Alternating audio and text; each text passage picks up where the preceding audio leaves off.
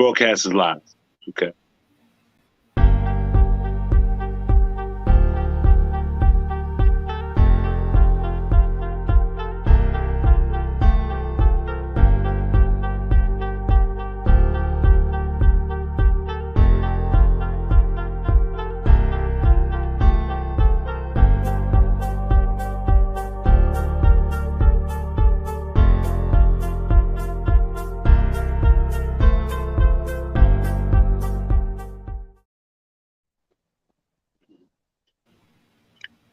Hello, everyone. I'm Nicole Jordan, aka Pavani J. I'm the CEO and founder of Exquisite Conversation and Exquisite PR firm. I'm sorry, guys, I'm the host of Exquisite Conversation and the CEO and founder of Exquisite PR firm.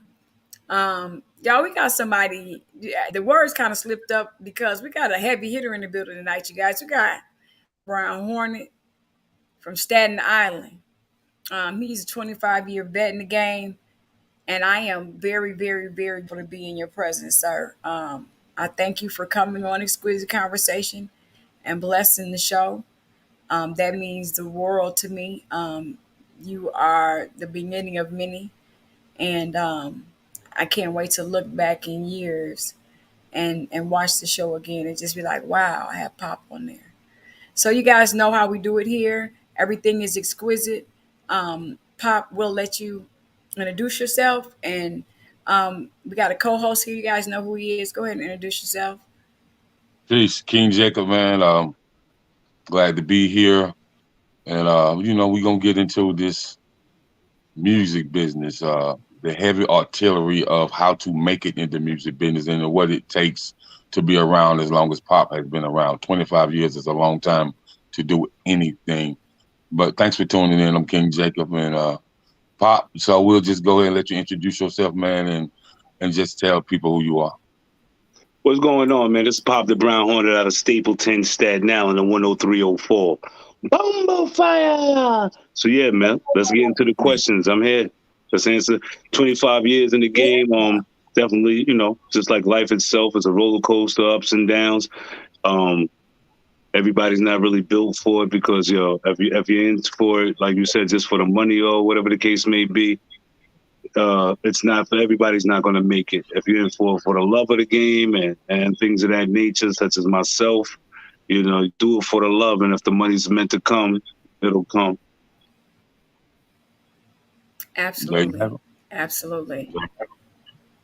Pop, tell me how were you when you started rapping? Well, I started rapping like way back in the days when hip hop just began, like anybody else. When you heard it on the radio, at least when I heard it on the radio in the '80s as a little dude. When it comes to my parents, my mother, I was raised as an only child from my mom's. From my pops, I have other siblings, and from my mom's, I was the only child. So she was, she was strict to make sure that I went to school and things of that nature. So from vocabulary words, thesaurus, dictionary, and things of that nature back in the days, I was very high on. And like I said, once again, being the only child, I think that the pen and the pad became my best friend. And once I was able to put together, my first couple of rhymes at maybe 10, 11, 12 years old, I grabbed an interest in it. I noticed that when I did rhyme amongst the peers and, I was able to articulate words and things of that nature, that was my way in, or that was my way of standing out from the rest that weren't really crafting their style at such an early age. So when I did it and I started, when I wrote one of my first couple of rhymes and my mother was kind of intrigued, she was just like, oh, she didn't think I could even put words together like that. And once I think I sparked her interest, I felt like I was onto something. Okay.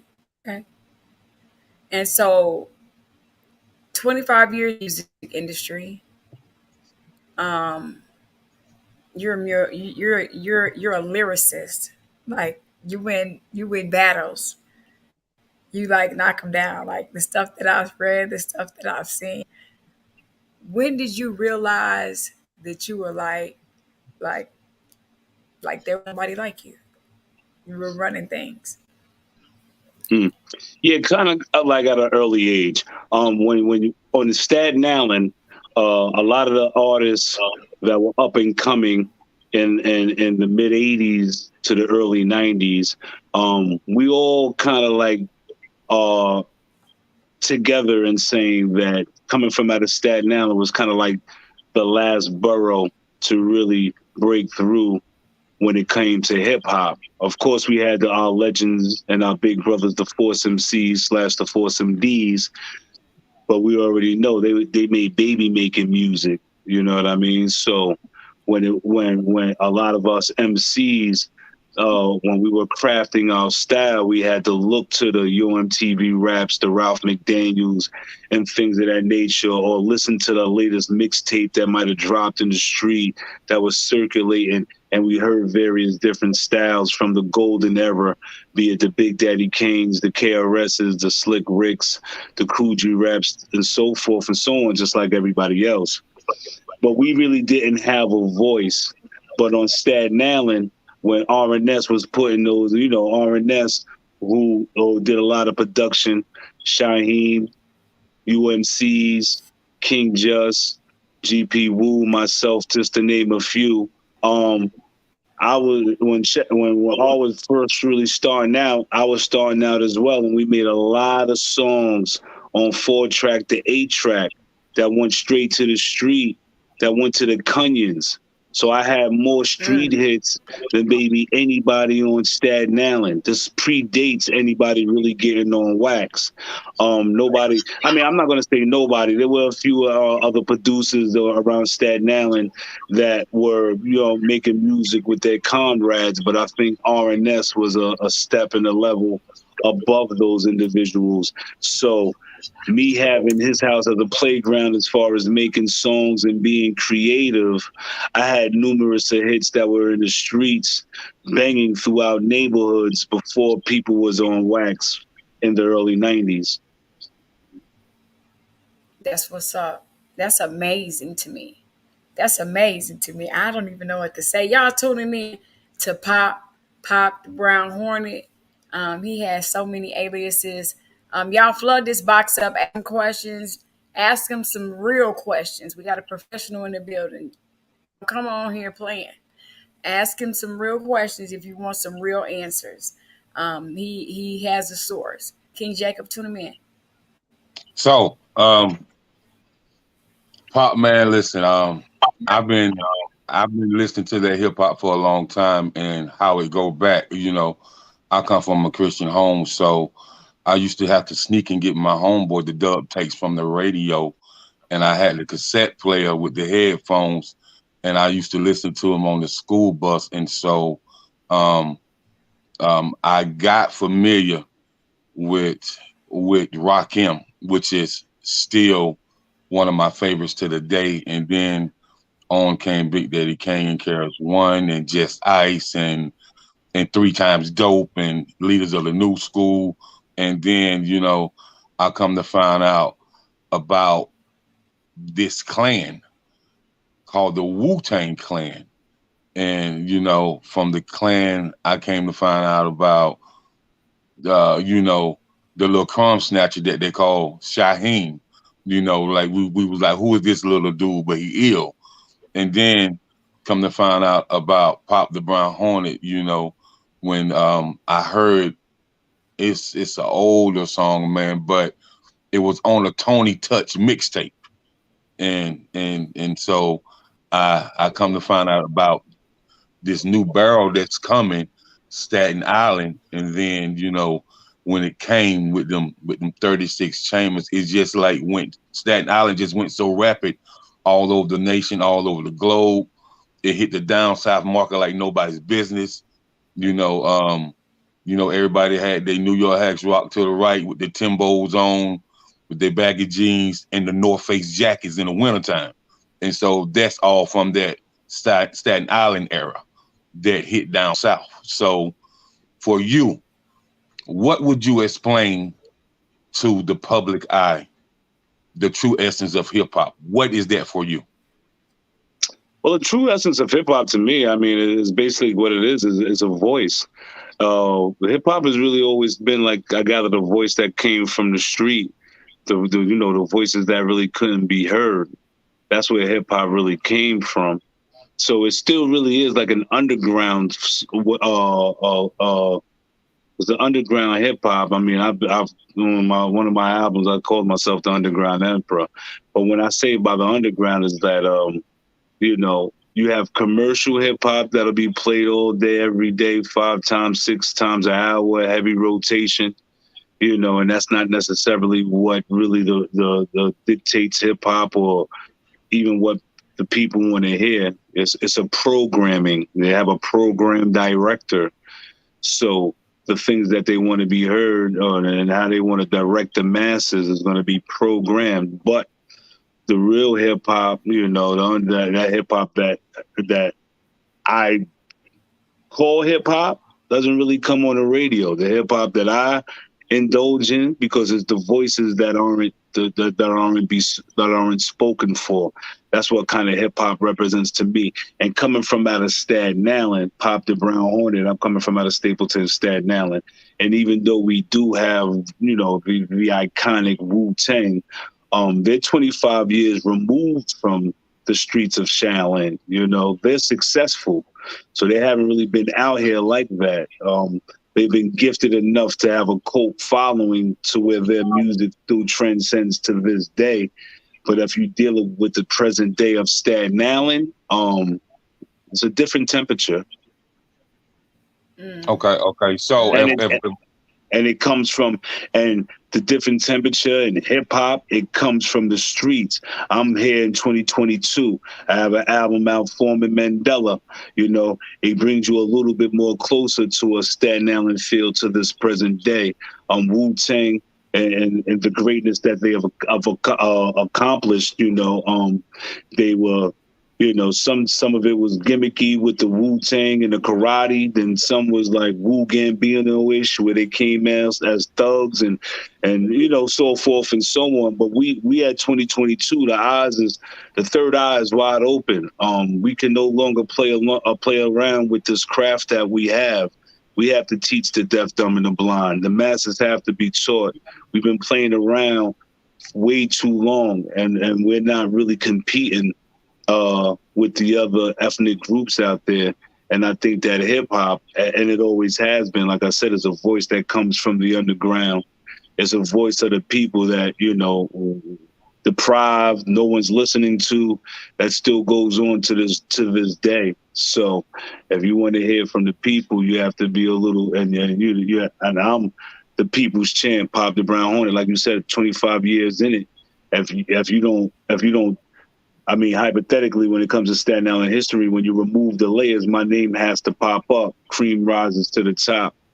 So that's why you still hear Pop Da Brown Hornet, only because, like I said, I'm active, and also I have a catalog that dates back to when they were prevalent. But the objective of the game is to keep going. I was told that life is a marathon, so just run your race.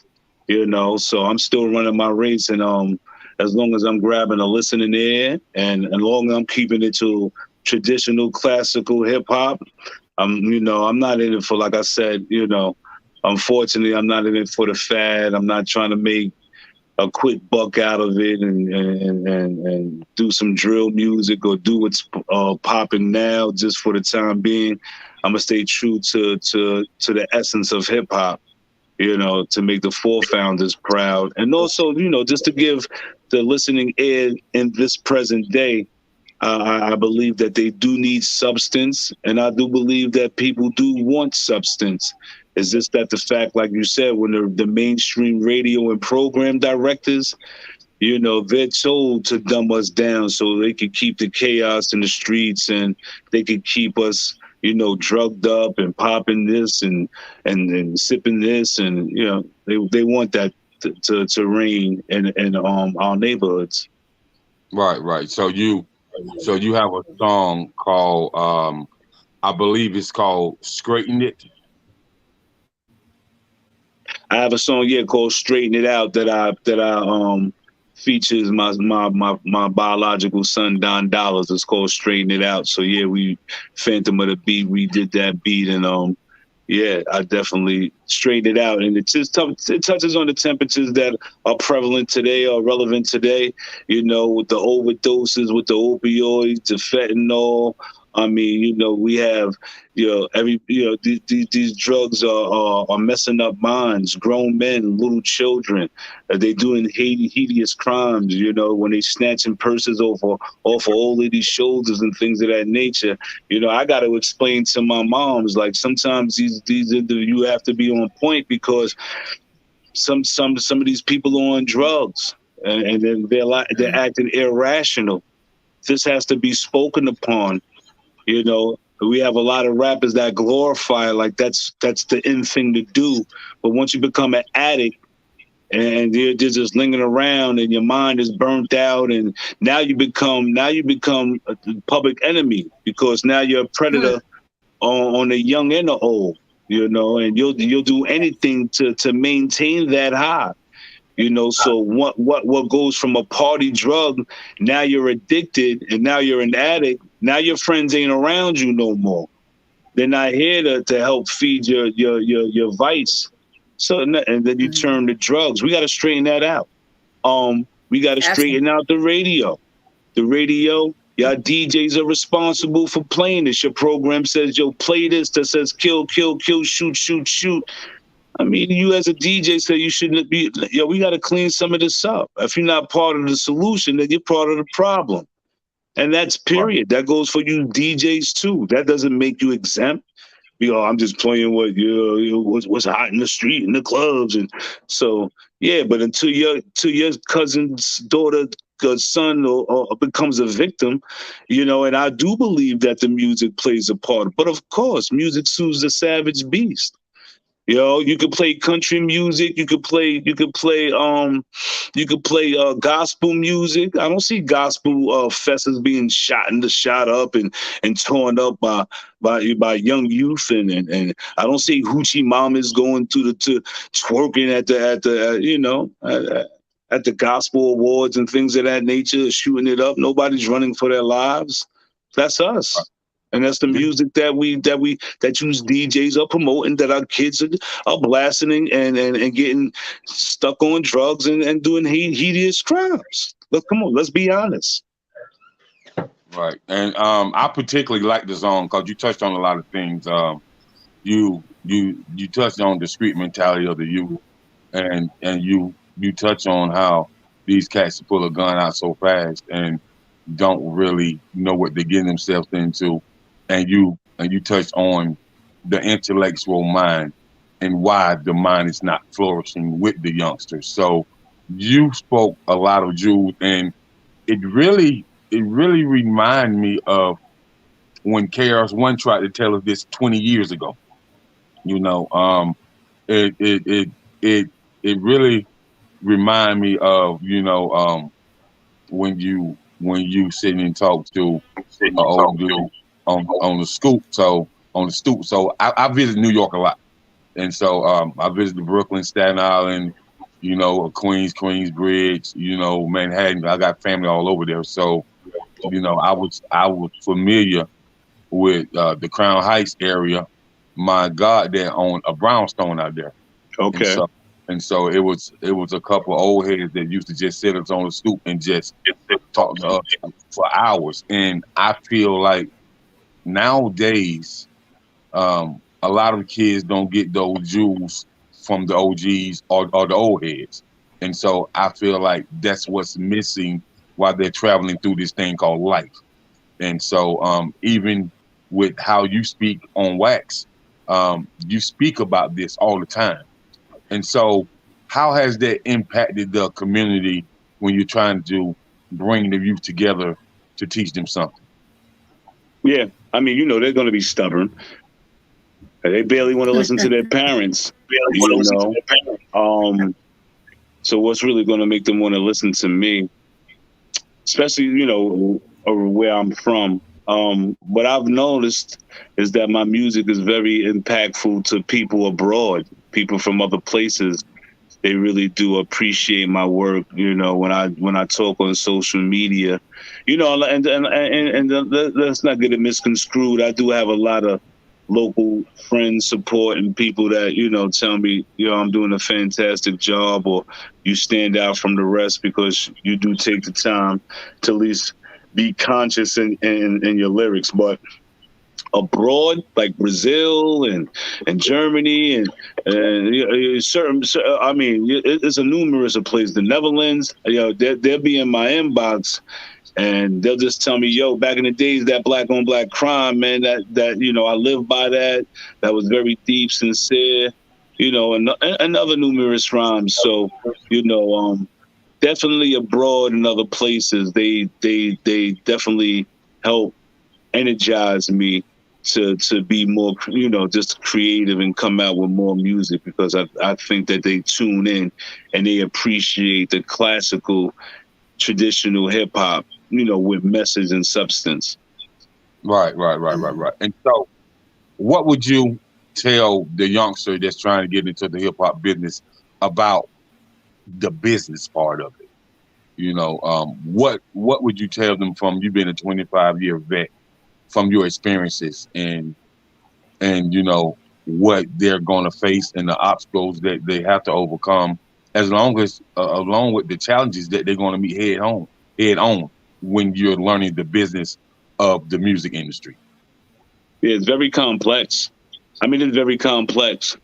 You know, just when you feel like you might know what you're doing or you're knowing your direction, you could deal with people in the industry that's going to try to throw you off your path or try to lead you in this direction, or this works for me and this, then, the third. So I would really try, you know, there's a stubbornness that you have to have. I would say bend, but don't break.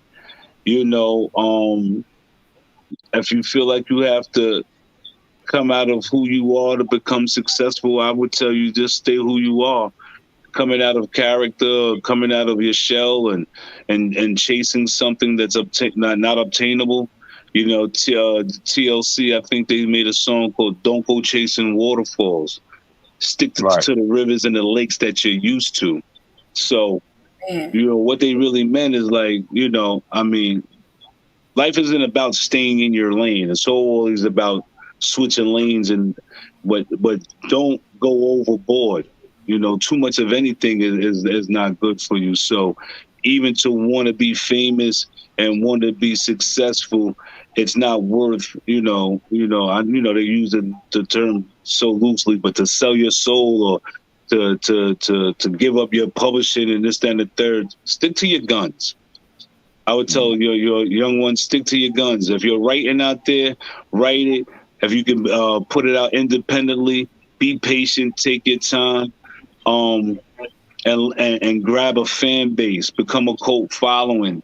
You know, a lot of people, y'all signed to these y'all signed to these other individuals, and they promise you everything under the sun. And, you know, and that's just to obtain your publishing and your masters and things of that nature. So to you young guys, if you could be patient and get your catalog up and, you know, get with a nice managerial team and a promotional team that could get you your own shows, start off like that. Give yourself the leverage, you know, put the ball in your court. Don't allow them to have the ball in theirs. I mean, we living in a time right now where we living in content. We could reach out. I mean, back in the days when I was on MCA and things of that nature, doing shows like this with individuals with their own show, that was obsolete. That wasn't even part of the programming. You know, you would have to wait, have a sit down with a magazine and wait 3 weeks to 4 weeks for that magazine to come out in order to see what you even spoke about or even to promote your single. We're not, you know, right now we're dealing with the, you know, podcast shows, and we're dealing with content that's right here and right now. So, right. Yeah. I would just, you know, just in summary, young world, the world is yours. You know, we were always taught to go get a job and go do this and work for this and the third. At the same time, we are bosses, we are kings, we are queens, we are entrepreneurs, we are everything that they are. So we have to get accustomed to doing so. You know, and if this is a platform or if music is your stage or selling clothes or whatever it is, try to hold on to independency as long as possible, or just keep it that way if possible. You know, be content with, be content with the money that you generated on your own. It might not be the millions of dollars in short term, but it'll be the $1 million in long term. Slow money better than no money. If somebody's going to tell me I could get $10 million in 5 years, I just have to be patient, or I could sell my ass and get, and get 10 million up front. That's not guaranteed. I'd rather take the slow route. Yeah. Yes, it's exquisite conversation. Pop, don't hold back. Say what you want to say. We late night conversation.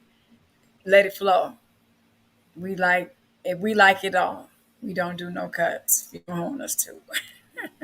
I love I to give got it to you. them in the raw because, yeah, give it to them in the raw because they have to understand that we are kings and queens. Did you guys hear what he said? We are kings and queens. We have the same thing that they have. You got to utilize your time and be smart. All money ain't good money. Definitely fast money. And just I can't really even ask you any questions.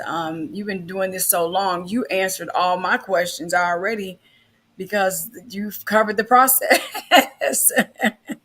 So, Yeah. like, you just you do it. You do this. I can tell you do this. I know you do this because it's just you answering all. Give it you make an interviewer hard. Make a job hard for an interviewer. I got you. Right. Make it But hard. listen though, man, you from that New York era, so and you from Yeah. the era where the DJs was on the street corners, with the two mics, and you had about 100 people out there, and cats would literally battle each other head up. So let's talk about their era, man, and how people sharpen their skills in their era. Well, yeah, I'm definitely from that era to where um it was just a different type of energy. I mean, I could really I remember writing rhymes just like every day, because you never knew, or if you wanted something new to say, or if it was just, I'm going to high school, to junior high school, and then hitting to the streets. There was so many different artists that wanted to get on. So when it came to Weekend, or when it came to Park Villa, or when it came to the Club Caves, or it came to Wave Street, and these or like you said, just the park with the DJ and the microphone. To be an MC and to earn your stripes out there in front of your peers, that was priceless. To be able to represent your neighborhood, and to have the support of the elders and your age bracket, and there's no energy to really explain that. Mhm. Coming from when you had to earn your stripes, compared to now when nobody has to earn anything. You can make a hit in your basement, spit it out there into the universe, and if it catches fire, it catches fire, it goes viral. You could be a relatively unknown. But back then, you definitely had to get into the square. And it wasn't really like the battle rap that I see now, and the disrespect and all of that, and this, that, and the third. It wasn't really like that. When you wrote your rhymes, and you brought them outside, and and you put them up against the next individual, that was the ultimate, because like I said, you had a Slick Rick, or you had storytellers, you had battle rappers, you had all kinds of different MCs. But when we was in that circle, you brought it there. And it might be a party rhyme that won it that day. It wasn't about a battle rap or a disrespect song. It might have been a message song that it might have won the next day. You know what I mean? The diversity that you had to have, and the originality that you had to have when I was coming up, is obsolete right now. The copycat game is very prevalent right now. If I make a song, somebody tomorrow is making a song that sounds just like that, jacking the beat, making it sound like whole throwing the little special effects on their voice and everything. I mean, I can't decipher these artists who's who from little this to little that to the. I just don't know. And I'm being honest with you. I don't know.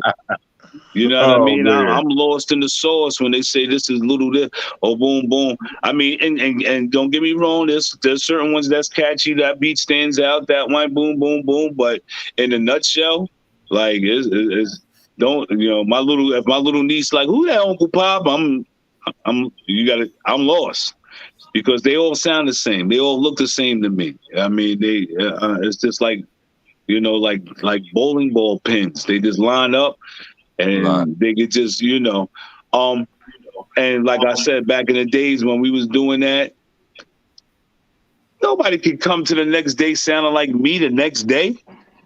That would be absurd for you to try to stay. You'll be like, yo, you sound like you might get, oh my goodness. But now it's accepted. So it's definitely a change in the game. Right now, it's all about getting paid. And if you got a sound to get paid, somebody's going to duplicate your sound. When you have an original sound that's working from the underground, working its way up, and it's going to be raw and different, it may have some time to adjust to because, like I said, these DJs and everybody seem like they're all in cahoots just to play whatever it is for the younger generation, to be, a little bit more mature. A whole bunch of followers and no leaders, and I don't feel like it's a lot of originality.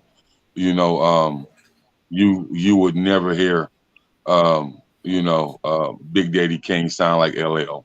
You would never hear a Rakim sound like a KRS One. So it's no originality. And then I was watching a documentary on AZ, and they asked him why he left mainstream media. And he told them, he says it's no love for the hip hop culture in mainstream media. And he said that, I would rather stay underground and do what I do underground, and I can still eat underground, but I can still stay true to myself. And so, and I respect that. And AZ, one of the coldest rappers that ever hit a microphone, in my opinion.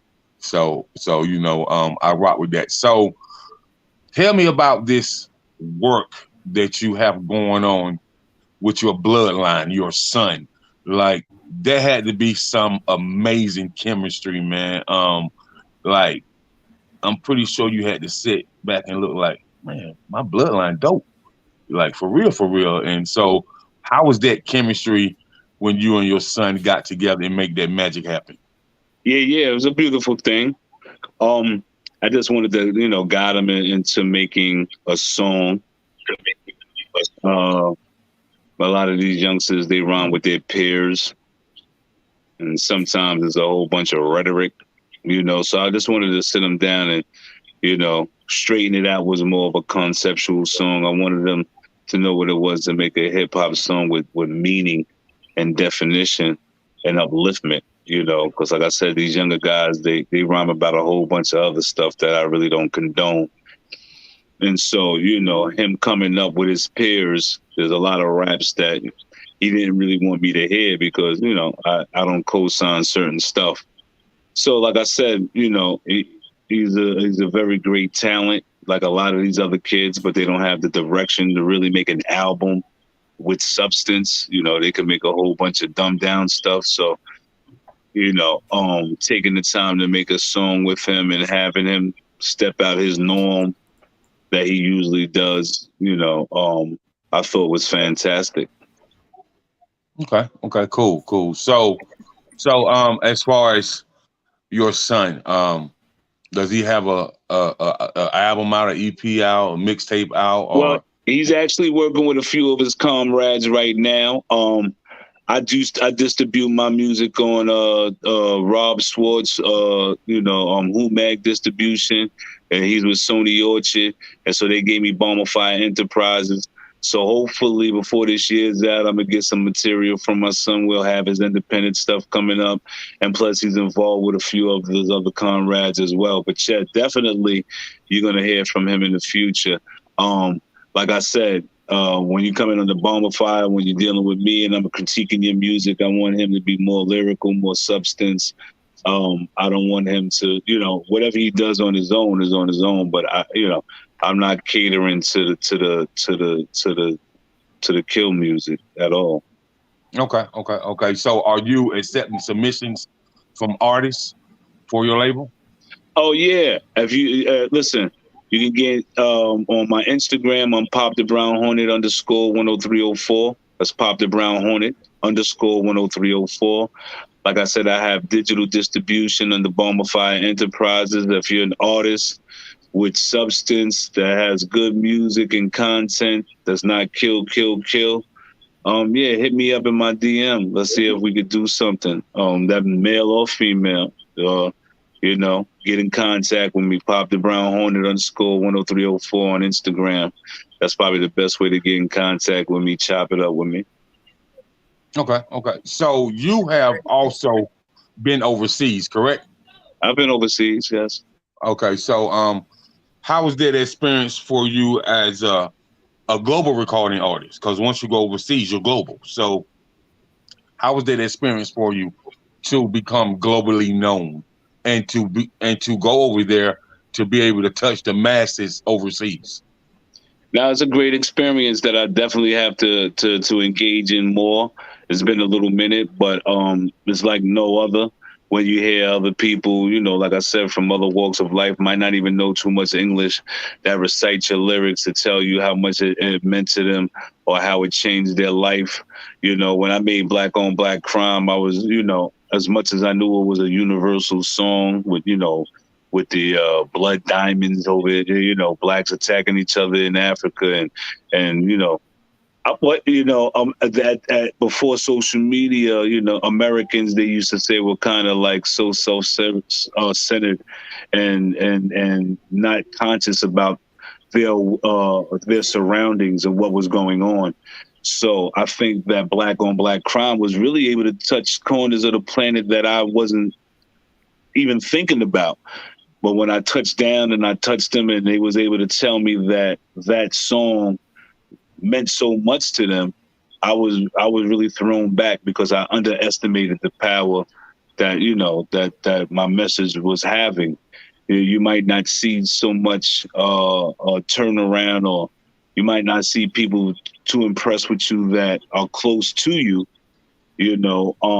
but from afar, I found a different respect for music, even coming from out of me. I said, you know what, I'm gonna be more. I'm gonna just hone in more. When I make my music, I'm not gonna be afraid to reach out, because I know that there's people listening. So, and I know that they want substance. I know they want good music. So I don't have to go off course to try to please anybody, because, like I said, once you go abroad and your love for who you are, when the Nina Simone's left out of the States and when she went out there to Europe and they just embraced her like a queen and things of that nature, it just made me open my eyes and say, the artistry is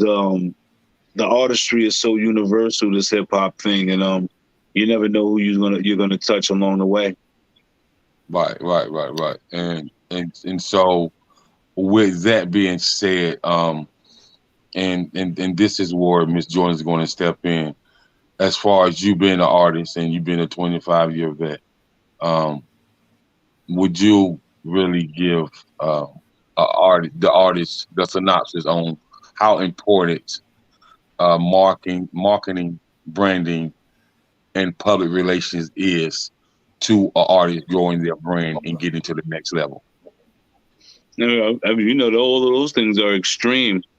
That's why there's big conglomerates that offer you a 360 deal to tell you, listen, I'll cover all of those things for you for a cost, for a fee. To have this machine running for you in sync, that's a timely thing. And that's what really costs artists, and that's why some artists aren't willing to put in the footwork to make all of those intricate pieces work together for the machine to make you successful. So they're willing to give up publishing, or they're willing to give, they sign that 360 deal to say, you know what, let's cut all these corners because I want to start them right here, right now. So to do those things that you said to become successful is going to be time consuming. But it's the difference between eating a hot pocket that you threw in the microwave for 2 minutes, or eating that Sunday dinner that you know is going to take 3-4 hours, and it's going to be nourishing. So that's up for an artist to really decipher on what they want. I mean, something long term.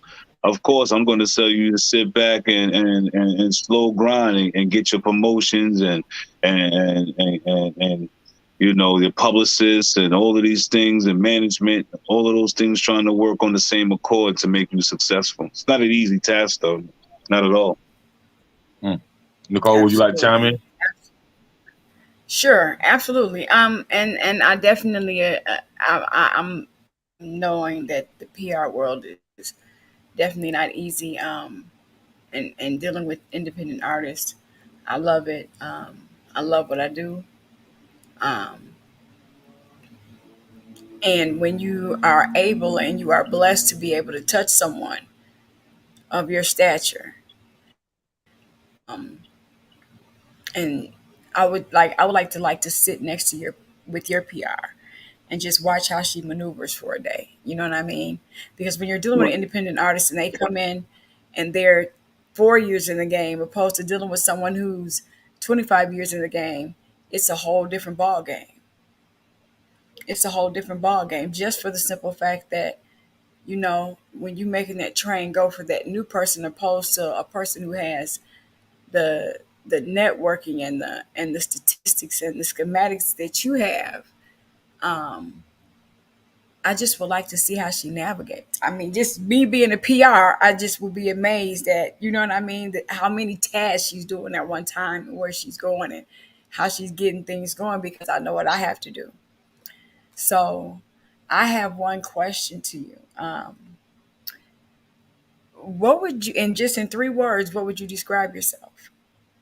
Because you talk a lot different, and a lot different than the average rapper. You Mm. have a lot of kingdom behind you, and I hear you talk and speak with authority. So, with 3 words, how would you describe yourself? Um, I would just say, to stand out alone. Stand out alone in 3 words. Uh, some people, and then sum that up, is some people fight all their life to try to get in with the in crowd to fit in. Stand out on your own. Stand out alone. Stand out alone on your own and learn who you are. Some people don't even know who they are because they surround themselves. They have shoulders to lean on. Um, People always stay in relationships, so they never, they leave one relationship to the next, and they never find out who they are on their own. When they don't know how Mm, to even act if their back is against the wall. They won't know how to act because they've never had to deal with it. They've always had somebody to lean on, somebody to depend on, somebody to pick them up. You know, mhm. stand out alone. I've had to on this comeback, like I said, the name of my comeback album was Foreman Mandela. Um, like I said, I was in a deep hiatus. Nobody was calling my phone. Nobody said, "Yo, Pop Da Brown Hornet, come do a feature. Yo, we doing this, we doing that. Come open up for us, do this and the third." I was by myself. I was stranded. Wow. My comeback is surreal because I already know I was counted out. So anything that I get after this is extra. I know this is Wow. all me right here. I know I stood out on my own, and I didn't try to fit in with nobody. And when I didn't try to fit in with the in crowd, they made sure that they casted me out. So I come to Wow. you. Yeah, I'm not associated with individuals, and you know, nobody asks me to, yo, Pop the round horn and come open up or do this, that, and the third. They act like I'm irrelevant or I'm not in existence or my 25 years didn't count. So, like I said, learn how it is to stand out on your own. And when the shots is coming at you, how to maneuver. It's only going to make you a stronger individual. And with you standing out on your own, tell us what made you, when you took that hiatus. You said, and it's funny that you said that because today I was reading something and it said with transformation comes isolation. So with transformation comes isolation. And I thought about that for a little while today because that's deep. Yeah. Um, Oh, and yeah, we all go through with and with, transformation comes isolation. yeah, because in isolation, you're able to shed so much weight. You get rid of all the dead weight in isolation because all the support or all this, that, and the third that might have thought you've had, it gets reevaluated. It's like, nah, bro, you out here by yourself. You might have put your life on the line for this, that, and the third, or him or her, but isolation will help you get rid of so many things, all that dead weight. And once you get rid of that dead weight, then you will rise. And then you will rise because it's not your responsibility. Like, when I was young and coming up, I felt like it was my responsibility. I'm from Stapleton. I had to throw the whole projects on my back.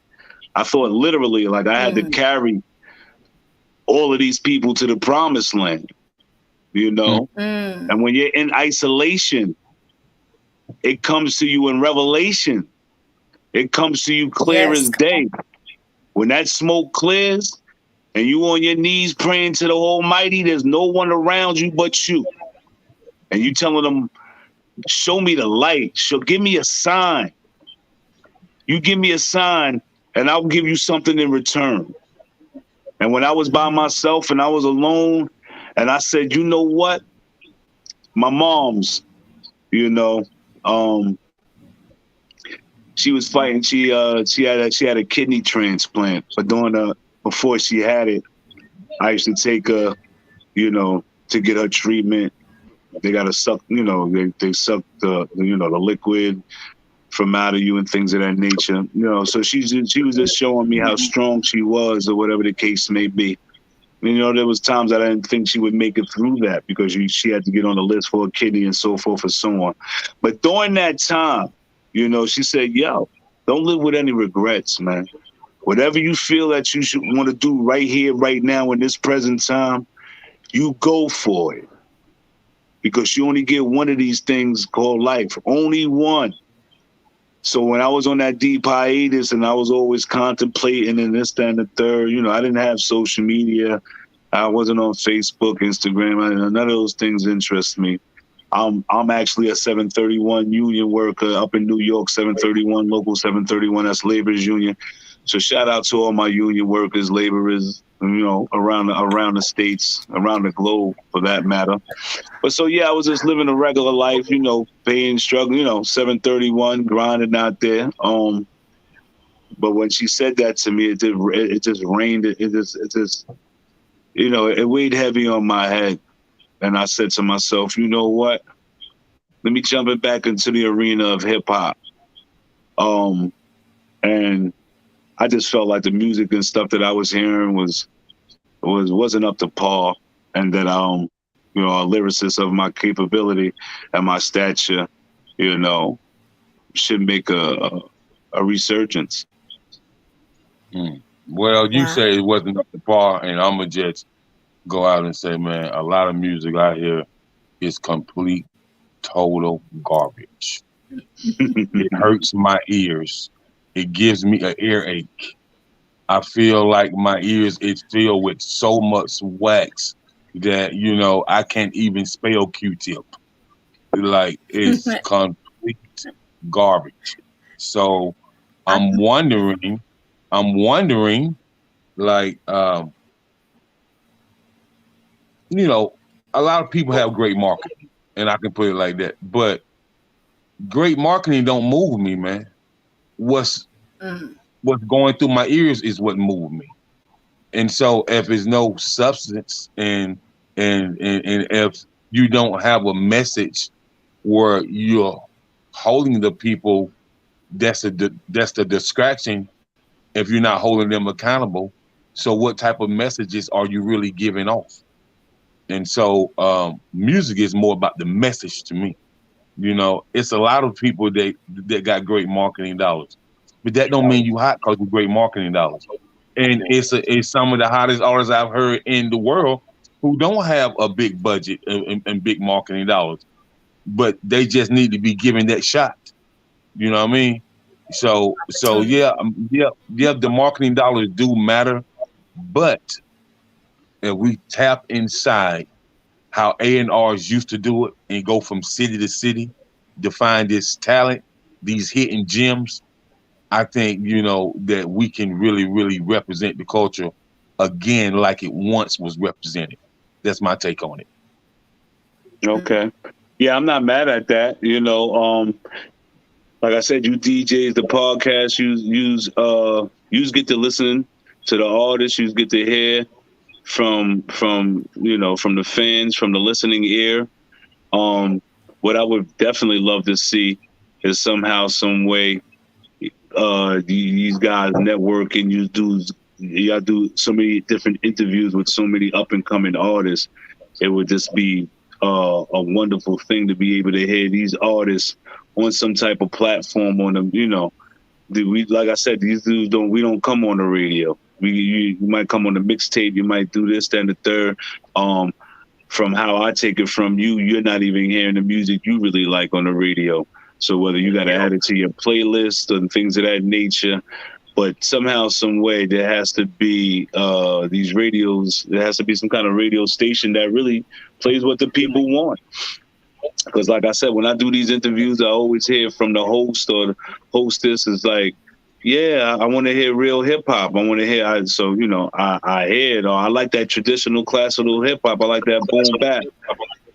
But like I said, there's no rallying call for these individuals to play it on the radio. So it definitely would be nice to have a coalition. I remember I went to California. It's like they got a hip hop coalition, and they kind of weed out certain music or certain stations. They can play that raw hip hop. I think that should be in every state where they're forced to play raw hip hop on one of these stations to give us, the rawness and not what's programmed or what's trending for the time being. Word. I can dig it. I can dig They it. should. Yeah. I think that, even in school and music classes, just from me having boys, young men that rap and love to rap. You ask some questions about DJ, like Rakim, Eric B. Rakim, um, Run DMC, and we go way back to all these artists, and I just think that, like, in the schools, in the music department, offer a hip hop class so these kids can know what real hip hop sounds like, because we're African American. Um, Other nationalities like hip hop too, and just to hear hip hop and learn what hip hop really is about, how it started, the vibe, and what we were doing back then. Um, and what it took to just make a track, or make a CDRW, or make a tape, or you know the style. Because I noticed that the style was coming back too, with the big chains and all the chains that everybody's wearing, and so on and so forth. I'm like, if they really would knew what hip hop was, because you can ask some kids, like Dr. Dre, if he didn't have the headphones, I don't think some kids would even know. They'll be asking questions like, "Who's Dr. Dre?" or "Who's this Well, person?" now you make a good point, because the point of it is this: in every other genre of music, they make sure that they put their legends on a pedestal. They make sure that Hmm. they honor them, their music and Hmm. everything. With hip hop, it's on with the next, and they don't want us to glorify or put the Big Daddy Kanes or the KRS or the Rakims on that pedestal that they rightfully deserve. they rather shoo them away and try to replace them because they don't want our music that have a legacy, a strong legacy. But when you come to rock and roll, you got the Mick Jaggers, you still got Bruce Mm-hmm. Springsteen, and you still got Right. the other guy who sells out Madison Square Garden. They're not trying to tarnish them, remove them, or downplay who they are whatsoever. They're trying to keep those Not dudes at all. around.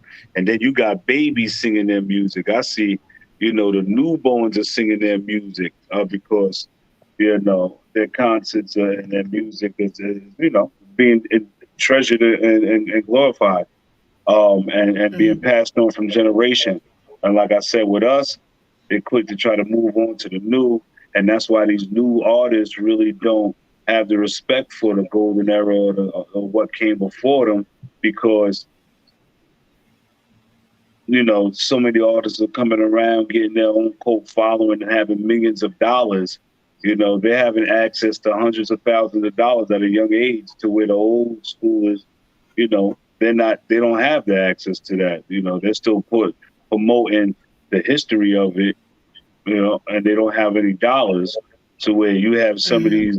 some of these drill rappers. I mean, I don't hear about, I don't know who they are until, unfortunately, they get shot, or unfortunately they get murdered, and then you find out they got a big cult following. Like, Mm-hmm. where was this? How was that even obtainable?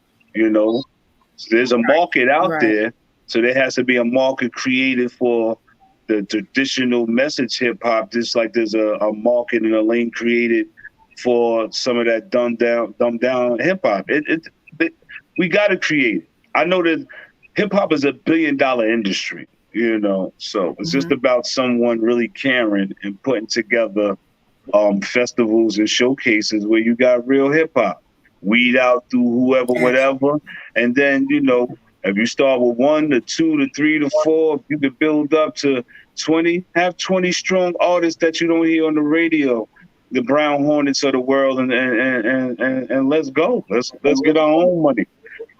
Let's set our own wave, because like I said, a lot of these other up and coming artists, drill music, chill music, they got cult followers. I never heard of them. Their songs aren't on the radio, but somehow, some way, they got 2 or 3, 4, and 50 million views on YouTube. So SoundCloud, bro. Like before I even knew who like I'm gonna say Kodak Black, King Von. I'm gonna say Lil Durk. These boys already, before a label even tried to touch them, they already had something like 3, 4 million plays on SoundCloud. right. You know what I mean? So they had a huge following. Like Well, King like I Von. said, with that is a cult following. With that drill music, it was definitely a lifestyle. Those kids will put it out, and it might be that geographic right there will play that song a million times. You know what I mean? And drive the numbers up. But there has to be some kind of togetherness. So there has to be a righteous togetherness and a stand for righteous, like there's a stand for the negative and the toxic. And your use guys are positive. There's individuals that say, what, we gotta band together and just worry about our music, our culture, and worry about the legacy that hip hop has. If we just give it and let these kids direct it and take control of it, it's going to be taken away, because they're not respecting the history of it at all, and it shows in their music. Right, right, Yes, right. like so I many can other dig it. things. Absolutely. That's it. Absolutely. You guys, we got Pop Brown Hornet here. I mean, I couldn't be more grateful. I'm very grateful that you are here. You guys, we're at the top of the hour. Pop, we've enjoyed you being here. Can you please tell the people where they can find you at, where they can get with you at your label? You guys, he already gave you the Instagram. If you want to give it to him again, um, let them know what's going on. And I definitely want to talk to you again in about another 6 months and see where you are with your label, with some of your artists, and see where y'all at. Because I like to fly around and come out and see what people are doing. Go ahead, So give it yeah, to them. it definitely, I definitely keep you posted. But Right now, like I said, Foreman Mandela's the total album that's out. I'm promoting 2 singles at the same time right now, Stapleton Fly and Mike Champ. Those are also streaming. Foreman Mandela, once again, the album is streaming everywhere. You can follow me on Facebook, Pop Da Brown Hornet. You can follow me on TikTok, Pop Da Brown Hornet. You can follow me on Instagram, Pop Da Brown Hornet _10304. If you're an artist up and coming, if you're an underground artist with substance, get at me in my DM on my Instagram. I'd love to hear your music. Let's chop it up. Let's vibe. You guys, I appreciate you guys for having me on your platform. It's definitely been a blessing to be able to chop it up, just talk, industry, keep it real, keep it gutter. I hope somebody comes away, with a message, some kind of substance. I hope they leave. I hope I left someone with some food for thought. Oh, you did. Most definitely. Absolutely, you did. Absolutely, you did. You guys, thank you guys so much. We tip our hats to you. I salute you, King, for being here on Exquisite Conversation. Everybody in the background working, Ash Cash, Ashley Marie, everybody in the background, your PR, I appreciate her too. Thank you guys. Shout out And we MJ. will hopefully we'll see you guys in another 6 months. I definitely want to talk to him, and I definitely want to talk to Pop, and we'll see you guys soon. Peace. Fire!